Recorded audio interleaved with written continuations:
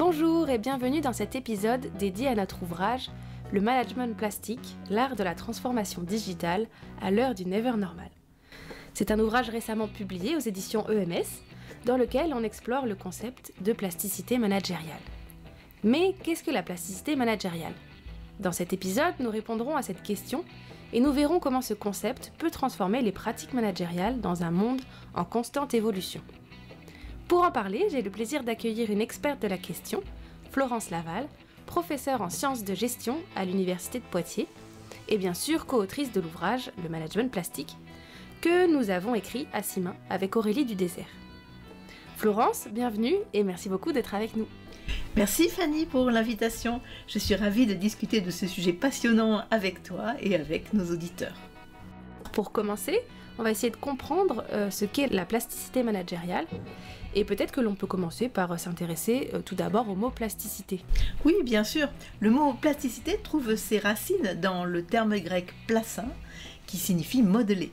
La plasticité est elle-même plastique dans son essence, c'est-à-dire capable de recevoir et de donner une forme. Elle évoque quelque chose de malléable, à qui l'on peut donner une forme, mais aussi c'est l'action de donner une forme à quelque chose d'autre. Concrètement, c'est une déformation irréversible. Et c'est pour, en pratique, absorber l'énergie d'un choc. Grâce à la capacité donc, du matériau à être modelé, et il peut être modelé après le point de non-retour et avant la rupture. C'est donc un processus dynamique, une transformation durable et significative. Merci. Alors quand on pense à la plasticité, on pense tout de suite à plusieurs éléments, comme la matière plastique tout simplement, ou bien la plasticité du cerveau. Alors j'imagine que ce mot a différentes significations et qu'on l'utilisait dans différents domaines avant de l'utiliser pour le management. Oui, la plasticité est un concept fondamental qui traverse différents domaines.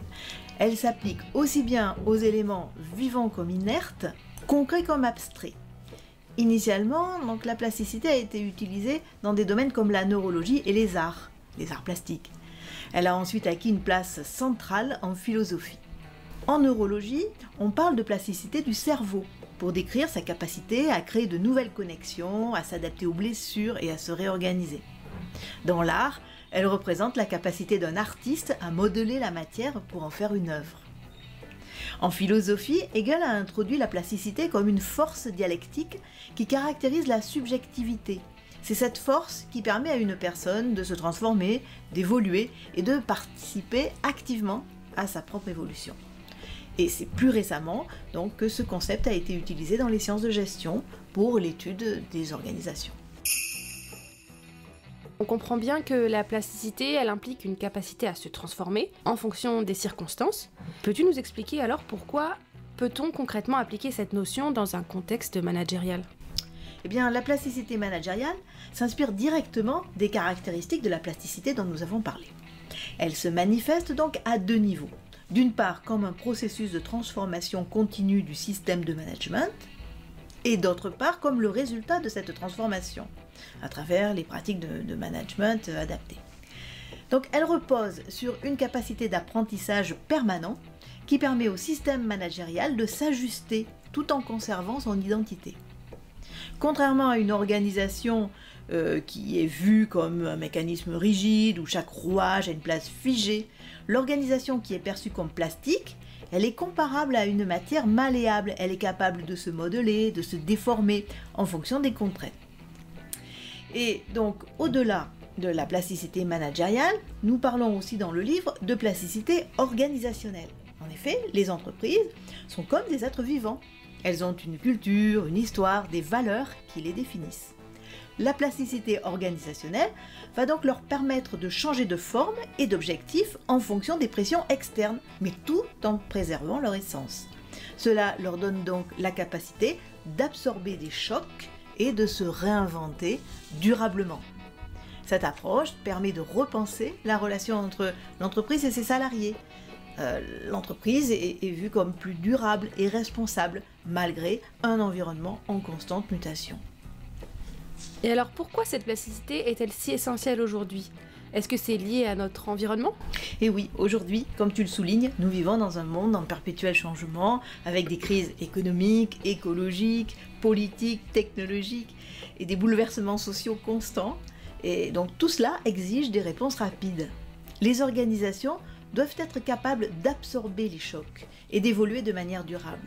La plasticité managériale est une qualité qui permet de naviguer dans cette incertitude et de développer des pratiques, des modes d'organisation adaptés aux besoins des dirigeants, des managers et des salariés.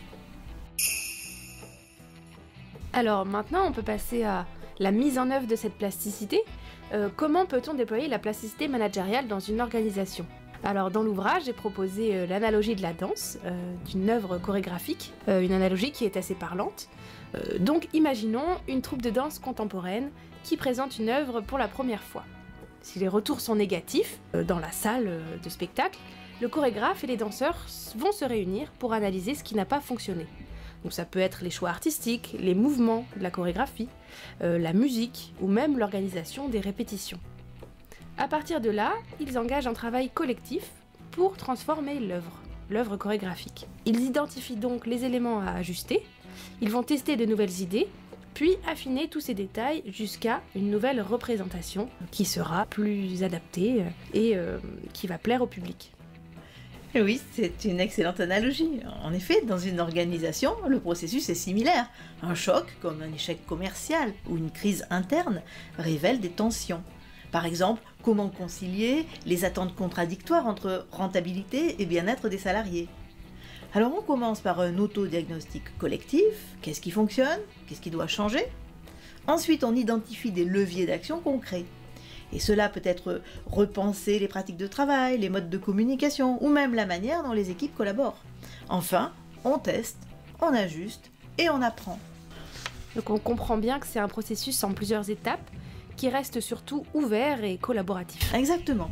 Le déploiement de la plasticité managériale repose sur un équilibre entre structure et créativité. La structure aide à diagnostiquer et à orienter le changement, tandis que la créativité et l'intuition permettent de s'adapter aux spécificités humaines et organisationnelles. C'est comme dans la troupe de danse. Il faut à la fois des bases solides et la capacité d'improviser pour faire face à l'imprévu. Et l'identité de l'organisation dans tout ça, comme celle de la troupe, elle reste au centre. Absolument. La plasticité, c'est ne pas changer pour changer. C'est évoluer tout en restant fidèle à ses valeurs, à son histoire. C'est cette capacité à se réinventer sans se dénaturer qui rend une organisation résiliente face aux crises. Et comme dans un ballet, transformer une organisation est une œuvre collective et vivante, où chacun a un rôle à jouer. Maintenant, on peut peut-être parler des bénéfices de cette plasticité.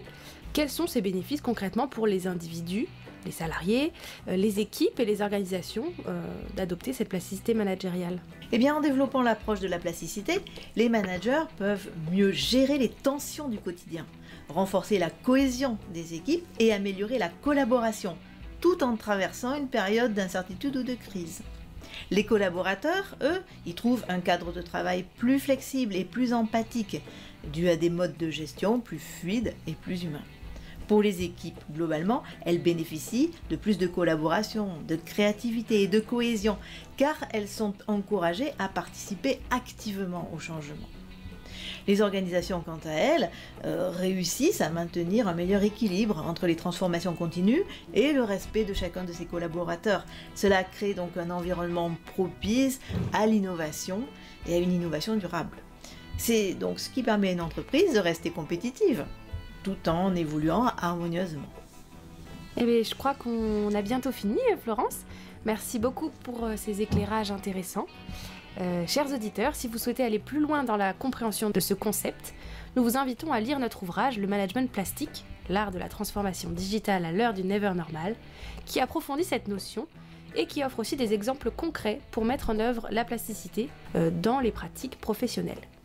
Il est disponible en librairie ou sur le site des éditions EMS, édition-ems.fr. Merci encore Florence, et merci à nos auditeurs d'avoir écouté cet épisode. À très bientôt pour un prochain podcast. Cet épisode a été réalisé par Aurélie Dudésert, Florence Laval et Fanny Gibert. Il est disponible sur plusieurs plateformes d'écoute comme Spotify, Apple Podcasts et YouTube.